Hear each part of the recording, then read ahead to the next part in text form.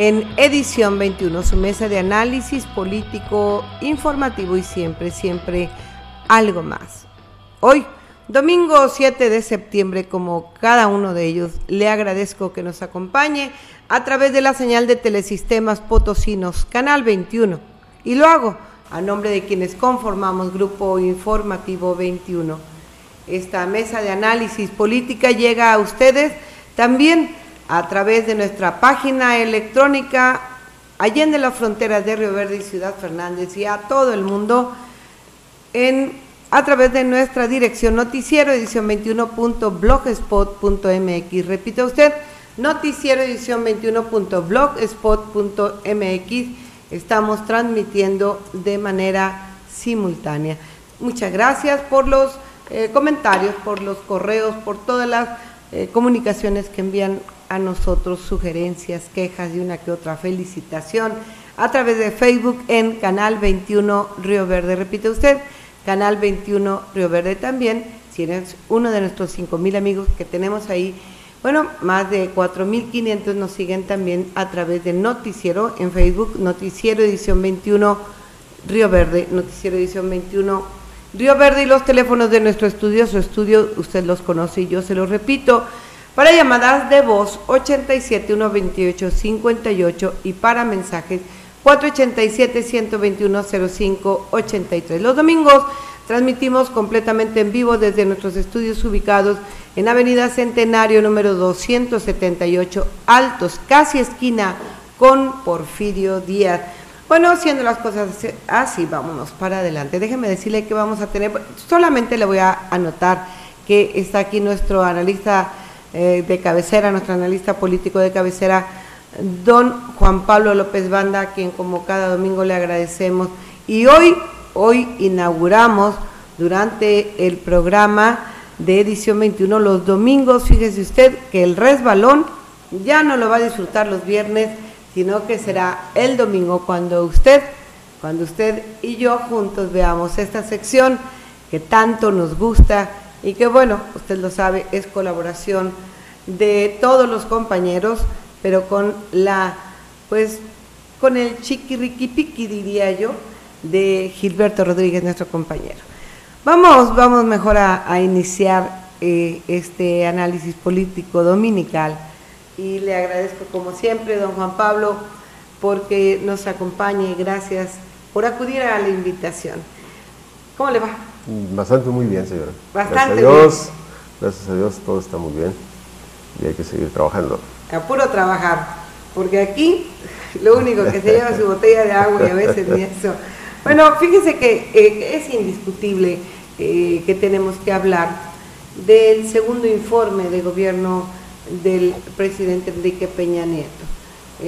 Como todos sabemos, de manera protocolaria fue entregado por Mario Chong, el secretario de Gobernación, pues el informe por escrito en la Cámara de Diputados. Y bueno, ahora se estila que el día del presidente, que ahora por cierto ocuparon un estacionamientote, que es todo el Zócalo, pues ahora el día del presidente es el 2 de septiembre. Un informe del cual, ¿qué nos puede usted decir? Bueno, pues la tradición en México, el día del presidente, el día del besamanos, el ir a sonreírle al presidente y grabar si el presidente les dirige una mirada a un gobernador, un senador, a un diputado. Otro gobernador que estaba por ahí así todo exactamente, apachurrado. y bueno, eso es la tradición mexicana, esa es la política mexicana que vuelve por sus fueros una vez que regresa el PRI. Los panistas tampoco se quedaron muy atrás en eso del alarde de Vicente Fox, recuerdo. Y bueno, creo que estando en el poder y con el erario y el cajón del dinero del pueblo al alcance, bueno, pues ¿quién los puede detener para hacer una fiesta como ellos consideran que se merece? Lo cierto es que el segundo informe del presidente Peña Nieto fue como sus antecesores, priistas y panistas, llenos de esperanzas, de renovadas promesas. Sabidos aceptan que la situación del país es grave, pero prometen conseguir que los cambios aplicados por ellos y su gobierno van a traer el progreso que tanto anhelan los mexicanos desde hace décadas, si no es que siglo. Prometen y aseguran que con las, en este caso con Peña Nieto, con las reformas estructurales que se han concretado, bueno, pues sobre todo lanzan la esperanza de que una vez que estas entren o se apliquen, entren ya a accionar la economía, los mexicanos lo percibirán en sus bolsillos. Eso obviamente es una esperanza como otras muchas que hemos escuchado de sus antecesores. Promesas cumplidas, dicen ellos, los presidentes en turno siempre aseguran que han cumplido cuando rinden su informe. Sin embargo, cuando el ciudadano, después de escuchar el informe,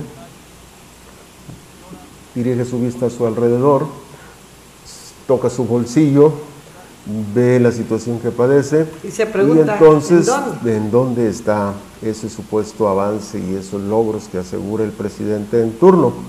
Y bueno, pues ¿qué ocurre? Bueno, pues porque es muy fácil. El presidente dice, ha descendido la delincuencia y es un riesgo viajar por nuestro país porque se encuentran retenes con policías, militares o miembros de la delincuencia organizada que a la hora que ellos desean y se les antoja, hacen su retén y nos esculcan y nos revisan. De tal modo que los índices de inseguridad, supuestamente de seguridad, no han descendido como el presidente lo anuncia. Habla de que la economía va mejor y bueno, pues el mexicano cualquiera en el recorrido que hacemos hacia otros estados, porque luego pensamos que solamente en el nuestro la situación es difícil, no, nos damos cuenta que en la mayoría de los estados del país hay cantidad de cortinas abajo, negocios medianos que han quebrado, que han cerrado, porque la situación, porque la crisis no cambia, entonces resulta que cada vez empeora y resulta que eso contradice lo que expone el presidente en su informe. Habla del avance de la economía, pues como le digo, no se siente, de la delincuencia, de la educación, vemos que lamentablemente esta tampoco hay mucha mejoría, no se diga en el servicio, la atención. Copados, Oaxaca, exactamente igual. Sí. Hablan de la mejoría en los servicios de salud, basta ir al hospital regional para ver el cúmulo de gente que no alcanza lugar, que están en los pasillos. Los centros de salud. Porque no hay camas disponibles, porque no hay doctores suficientes, porque no tienen los servicios, porque no pueden surtir la medicina, los ciudadanos tienen que, los del seguro y los del hospital, los del seguro popular, tienen que ir a comprar sus propias medicinas. ¿Por qué? Porque el gobierno no destina los presupuestos y los recursos suficientes para que estos centros de atención presten el servicio para el que fueron creados. De tal modo que hablar del informe del presidente, de este y de los anteriores, es exactamente lo mismo. Es un espectáculo muy bien montado, muy bien publicitado, pero que no cambia en lo absoluto y no motiva el hecho de que los spots en televisión estén sas y sas las 24 horas del día. Sí, no. Que es dinero, ¿cuántos millones? Que es dinero gastado del pueblo. En eso no motiva y no va a generar el cambio que están anunciando. De tal manera que yo concluyo pues, que no hay nada que festejar con el informe del presidente. 2 años, él dirá que es muy poco tiempo, que apenas va a empezar a sentirse los efectos. Se prometió bajar los precios de la luz, de la gasolina, esto ya cambiaron, dijeron que hasta el 2018, hablaban de que la situación del empleo iba a mejorar, cada vez hay gente más que pierde los empleos precisamente por el cierre de empresas. De tal modo que, le vuelvo a repetir, no hay nada que se pueda festejar en este informe.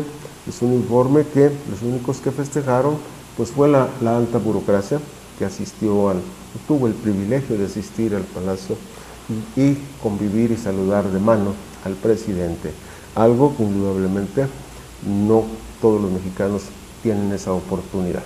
¿Quién dice que tuvo el privilegio? Los diputados, los senadores, gente distinguida, claro, los gobernadores, todos ellos son la gran élite y bueno, pues son de los mismos, o a fuerza. Y los diputados, nuestro diputado federal ahí estuvo. Se tienen que juntar porque si no es la misma banda presidencial la que los cubre,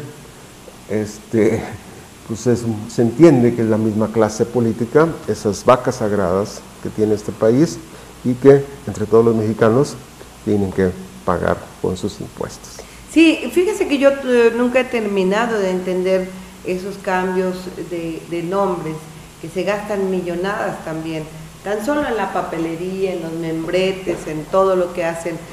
Ahora se llamará Progresa, porque oportunidades, pues ya no les dejaban más oportunidades y creen que, o sea, yo no entiendo cuál es el golpe psicológico, será, es lo único, porque ahora les van a decir, con esto tú progresas. Claro. No entiendo, la gente sigue llegándole no hay estudios verdaderos. Yo recibo constantemente y agradezco a nuestra gente del refugio, por ejemplo, de Puente del Carmen, que me dicen, vengan y vean cuánta gente recibe, vean las casotas, reciben dinero de hijos de Estados Unidos o de familia y reciben oportunidades. Claro. Y no hacen un estudio a fondo y sigue siendo como siempre. Es que los programas asistenciales tienen un uso político. Claro, y bueno, a quienes llegan a los que andan. Sí, no es nuevo, es parte de su estructura política, entregarle alguna prebenda, alguna migaja de lo que están comiendo hacia arriba, al de abajo. ¿Para qué? Para que siga apoyando y siga. Porque yo creo que en este país la única promesa que ha cumplido cabalmente el señor Peña Nieto ha sido entregar el país, abrir las puertas abiertas de par en par, como dice alguna canción, para las transnacionales, para que vengan a explotar nuestros recursos naturales, sobre todo los no renovables, como el gas, la minería, el petróleo, la electricidad. Sí. Ellos, si con ellos tenía el compromiso, creo que esa promesa sí la ha cumplido cabalmente. Bueno, vámonos rápidamente a San Luis Potosí y fíjese que trascendió esta semana el caso de un notario. Es cuando se habla de las injusticias, cuando todo el aparato burocrático y todo el peso se viene sobre una persona. Hay quienes cometen errores mayores. Entiendo que el notario público número 21 cometió algún error.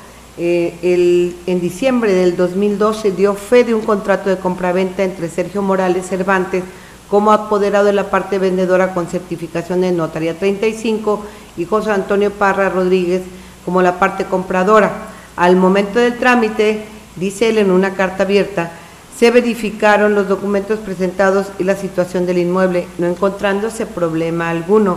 Luego de realizar el trámite, el comprador solicitó los documentos de la propiedad, así como el poder legal de la parte vendedora, mismos que les fueron entregados. En fin, así empieza la historia.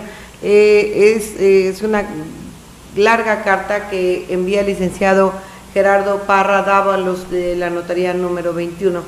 Lo que Colegio de Notarios, tengo la fortuna de conocer algunos de cerca, y tuvieron sesión precisamente el domingo, el lunes, para ver este asunto y defender al colega. Lo que dicen, los corrillos dicen que pretenden despojarle de esta notaría para dejarla a allegados de Cándido Ochoa Rojas. También son lo que dicen, ¿verdad? Ahí sí no tenemos, nadie tiene una constancia de esas cosas, no se firma ningún pagaré. Pero lo cierto es que el licenciado Parra, que heredó la notaría de su papá, que pues, está muy desesperado por la situación, dice, él mismo dice, en sus declaraciones, quieren mi notaría 21, no es personal, dice Cándido Ochoa. Me recordó Armando Manzanero. Pues, ¿qué opina del poder? Pues desgraciadamente las notarías las reparte el gobernador en turno como si fueran concesiones de taxi, y eso hace que han proliferado muchas notarías. Claro. Los mismos notarios están pugnando porque se reduzcan la cantidad. Ese es un argumento que utilizaron para decir que por esa razón Cándido Ochoa estaba presionando conseguir despojarle a este hombre su fiat para entregárselo a alguien de su confianza, porque ya no van a presionar para que no haya más, no se otorguen más notarías. Ese es el fondo. Sin embargo, lo cierto es que hay que escuchar las dos partes. En la parte del gobierno del Estado es que este hombre incurrió en delitos probados, que fue sujeto a un juicio, y obviamente creo que el FIAT no puede estar en manos de personas que estén bajo sospecha o que se presuma hayan cometido algún delito. ¿Por qué? Porque entonces, ¿a dónde iríamos como sociedad? Que el notario, el que tiene el FIAT, el que tiene la fe, ¿sí?, que le otorga el fedatario, Estado, sí, el fedatario, sea o se preste para hacer maniobras, simulaciones, como ha ocurrido y ocurre en muchas notarías. Aquí había uno célebre por Cárdenas, no sé si se acuerdan. Exactamente. Bueno, pues creo que eso habrá que esperar para que se defina y se deslinden las responsabilidades, y con el tiempo nos daremos cuenta si efectivamente es una intención política o se amparan en una acusación de política, cuando en realidad se pudo haber incurrido en algún delito. Creo que solamente el juez o los jueces determinarán este asunto. Ahora sí que haya sido como haya sido, al tipo ya le dieron y aparentemente pierde. Vámonos a Río Verde. Fíjese que desde la semana pasada se ha estremecido la ciudad, pero con lo de las casas de cambio, no cree usted por otras cosas. Y nos han llamado varios televidentes preguntando cuándo van a abrir, tienen temor porque tenían alguna prenda empeñada y pues no pagaron a tiempo, no la rescataron a tiempo, qué va a pasar y bla, bla. ¿Qué pasa con esta situación? Ese tema está muy interesante, le quiero decir por qué. Pues resulta que en Río Verde no baja la delincuencia a domicilio, casa habitación. ¿Por qué? Por la facilidad con que el delincuente se deshace de lo robado. Y curiosamente, los ladrones consiguen piezas, computadoras, relojes, joyas, y las van y las empeñan con una facilidad tremenda. ¿Por qué? Porque no les exigen factura. De tal modo que ese tipo de negocios... Pero sí piden una credencial de lector, ¿no? Una identificación. Exacto, pero se presenta el de otra persona. Y a la hora que el dueño, ocurrió en comunicación social aquí, creo que un camarógrafo, un colega, identificó su cámara ahí en ese negocio y no se lo quisieron prestar, ni siquiera le quisieron mostrar quién la había ido a empeñar ahí. Bueno, pero en esa situación están esas casas de cambio y también están algunas joyerías. Algunas joyerías han sido señaladas de que gente que roba joyas, por ejemplo, van y las destrozan y las venden, las compran ellos como pedacería. Y resulta, bueno, es que ese es el reducto de los delincuentes. Mientras exista esa facilidad del delincuente para ir a empeñar o venderle la joya que obtuvo ilícitamente, pues él va a continuar trabajando, sabe que no hay ley que le impida o que lo investigue. Entonces creo yo que la autoridad sí actuó de buena manera y debe de continuar investigando también a las joyerías. Varias joyerías se han hecho de mucho dinero precisamente porque compran joyería robada que funden, se la llevan a otro estado o a otra ciudad. Hacen pedacerías, sí. Exactamente. Sí. Entonces, creo que sí debe de extenderse esa investigación para que se revise a otros negocios que hasta ahorita no han sido clausurados, pero que también funcionan y operan de la misma manera. Pero hablando de casas de empeño, tenemos que hablar también de las casas de préstamo, de crédito y préstamo. Dos están ahí en la calle Molinero, otra me la apuntaron en la calle Guerrero y Juárez, Madero, otra acá por la Plaza de los Olquis. Y estas empresas que prestan créditos baratos supuestamente, pero que en realidad atracan al cliente porque les vienen cobrando más de 130% de interés. Pues en realidad mucha gente, algunas personas me han mandado correos en ese sentido de qué ocurre o cómo se pueden defender. Y entonces sí. A propósito, lo detengo nada más para recordarle a usted, si tiene alguna opinión que externarle, alguna queja, alguna denuncia, a través del señor Juan Pablo López Banda, hoy se me había olvidado dar su correo, bandalopez_56@hotmail.com. Repita usted, bandalopez_56@hotmail. Bueno, perdón, lo detuve. Sí. Entonces a su correo le llegó. Exactamente, sobre los sistemas de cobranza de estas empresas. Y yo les quiero comentar ahora al aire a estas personas, pues que que la ley es muy clara. Recientemente el Senado modificó la ley de protección al consumidor. Y entonces, ahora ya no es tan fácil para operar o que sigan operando estas empresas de la manera que lo hacían. La pregunta común es que si son legales los sistemas de cobranza, hostigan a los clientes. Y yo le quiero comentar que el Senado de la República aprobó la reforma de la Ley de Protección del Consumidor para poner freno a ese tipo de empresas. Incluso establecieron que la reforma aprobó castigar hasta con 8 años de cárcel y multas hasta por 320,000 pesos a empresas que utilizan en su cobranza sistemas intimidatorios, cobros por medio de la amenaza, acoso en sus domicilios.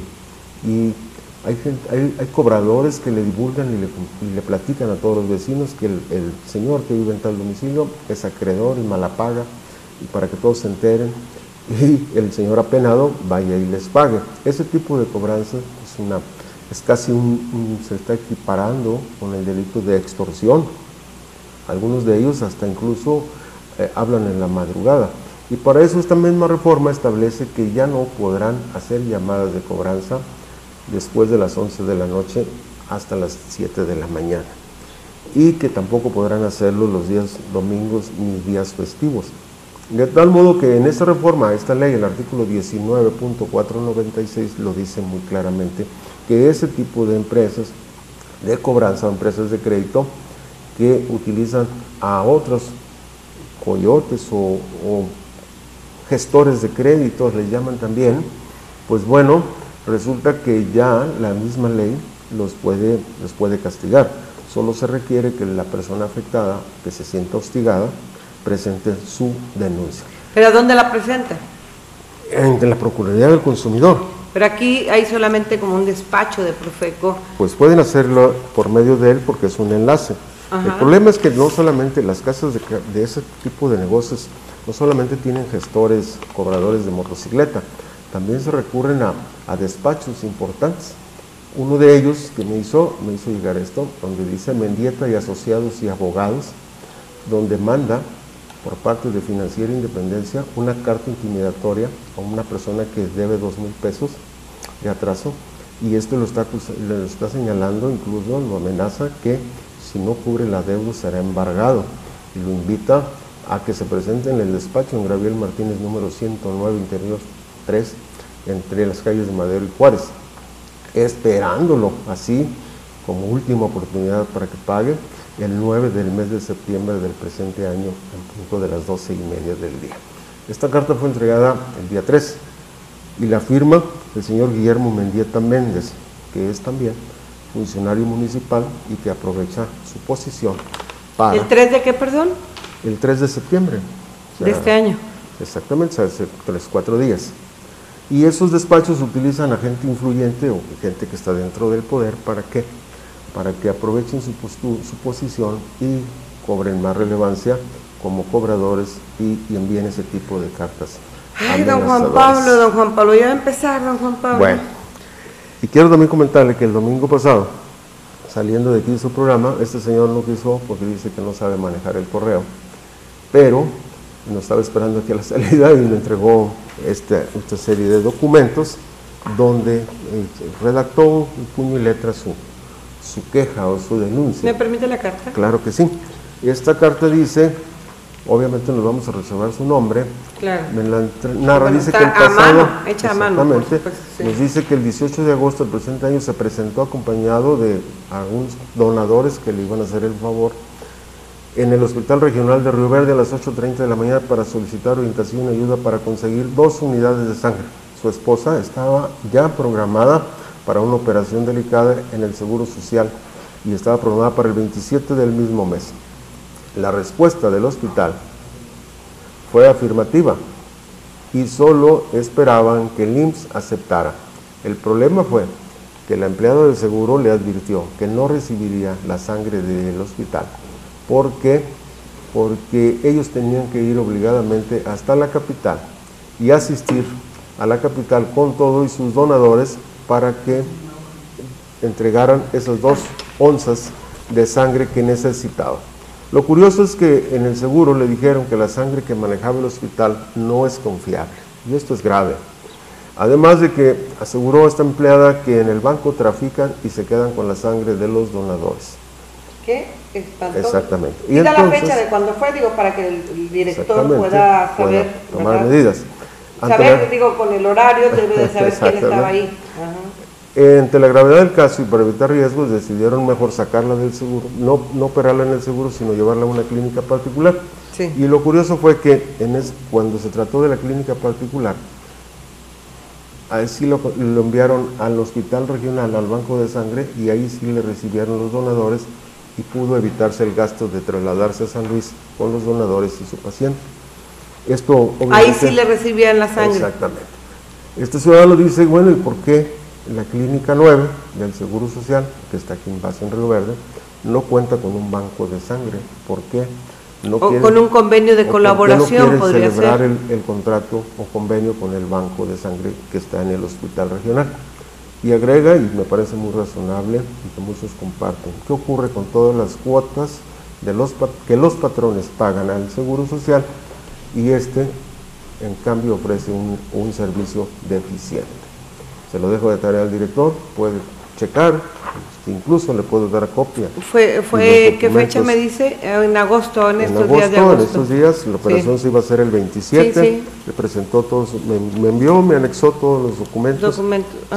Para que vea que existe el caso y que debe ser investigado, porque sí es lamentable que, como él mismo dice, muchos patrones de aquí, muchas empresas pagan puntualmente, igual. Cuidado aquel que no nos pague atrasemos la cuota un del día, seguro, porque puede ser embargado y recibe la amenaza. Sí. Bueno, pues si con esa manera rigurosa de cobrar, deberían de cumplir la obligación de ofrecerle y garantizarle los servicios a los afiliados a esa institución. Sí, lamentablemente no es por justificar, creo que todos los cambios son buenos, el doctor Araiz hizo su trabajo, quien recién llega pues lo está intentando, pero pues no sé a dónde se quedan las cuotas que los patrones, que los empleados, porque parte se le quita a los empleados, parte la paga el patrón, pero sí, lamentablemente pues hemos visto muchos casos muy de cerca en donde alguien me decía, a mí me dieron cita para dentro de un año, yo espero no morirme antes de, o sea, no se puede morir, para algo del corazón, que a su papá que padecía, dice, le dan para el siguiente año, y que se presentó una compañera de los medios, que se presentó, le tocaba, por decirle, en este marzo, que era al año siguiente, se presentó y el día que fue, no fue el doctor.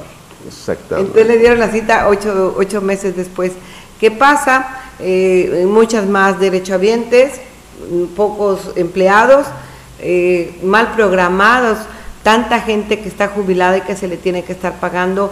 ¿Quién ideó toda esta forma precisamente de pagar pensiones, don Juan Pablo, que es un dineral? Claro. Pero pues no pusieron topes, ¿verdad?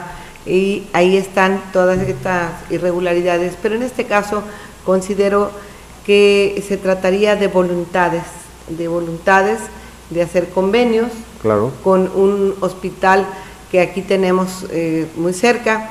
Y grave lo que dijo la enfermera en el banco de sangre, y si me permite yo voy a tomarle una foto para llevarlo, pues preguntarle al doctor, al director del hospital qué pasa, y preguntarle al director del seguro qué está pasando.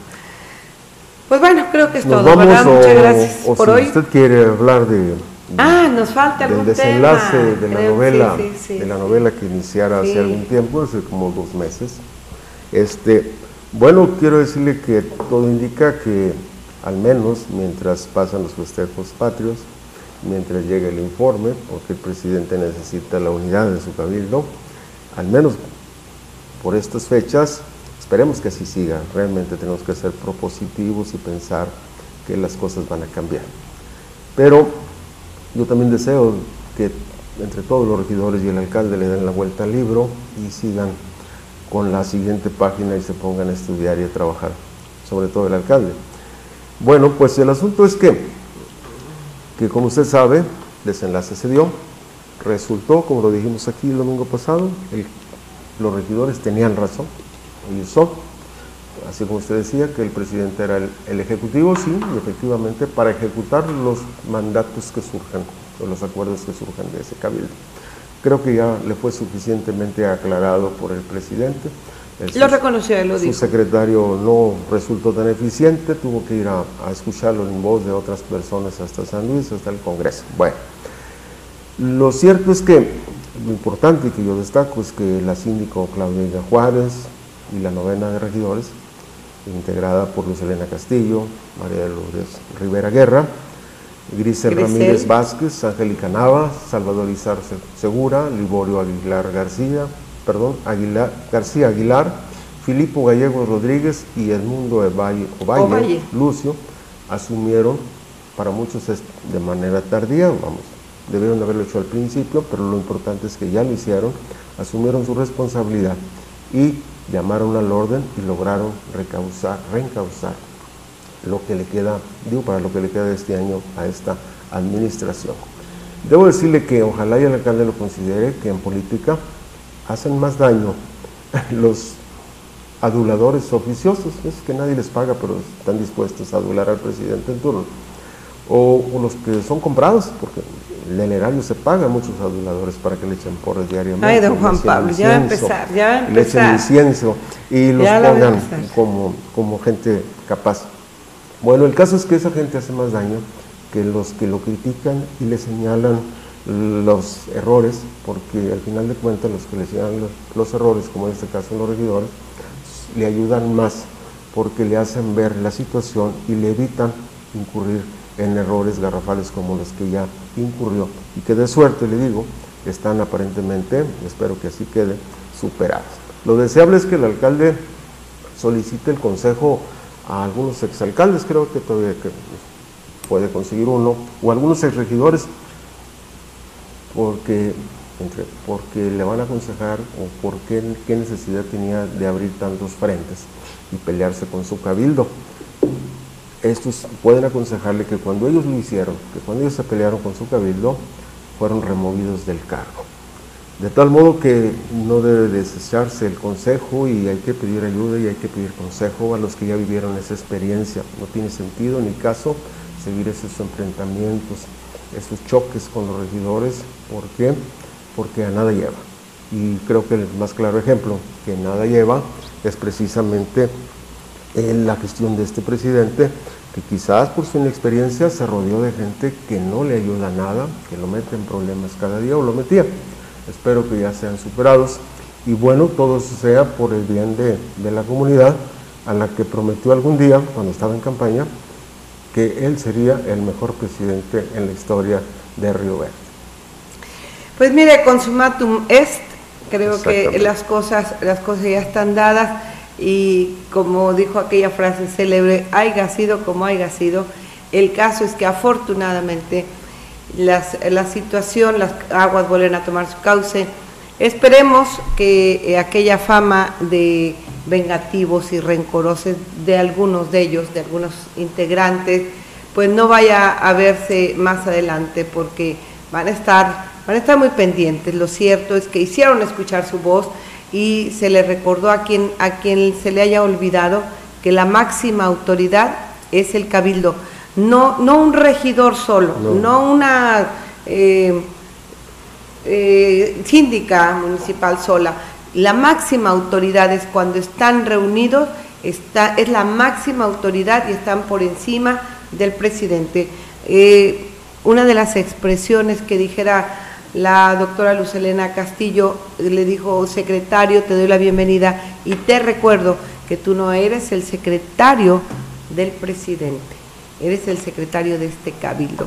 En fin, cosas que quedaron muy claras. Se le veía bastante tranquilo al presidente, bastante conforme, inclusive a la gente de la fracción diferente al PRI, que pues usted sabe, las negociaciones tuvieron que llevarse hasta San Luis, y en donde afortunadamente entraron en razón. Pues la otra fracción también se comportó muy bien. Los que hablaron del PAN, por ejemplo, Grisel, la señora Mayulit, también hablando, dando confianza, dando votos, diciendo vamos de nuevo a empezar. Y ojalá, como el presidente, al preguntarle a su servidora, para usted qué es política, dijo: política es hacer consensos, política no es hacer el capricho de nadie, sino llevar las cosas a buen término. Y pues qué bueno que el presidente finalmente ha llegado a buenos acuerdos. Hay que leer el Maquiavelo, como le decía la vez pasada, y olvidarse de seguir leyendo los capítulos del Padrino. No, bueno, alguien más me decía, ¿por qué mejor no la Ley de Herodes? Digo, si no quieres leer, siquiera que vean la película. Siquiera que vean la película de la Ley de Herodes. Bueno, dejaremos para el pendiente para ver los nuevos funcionarios.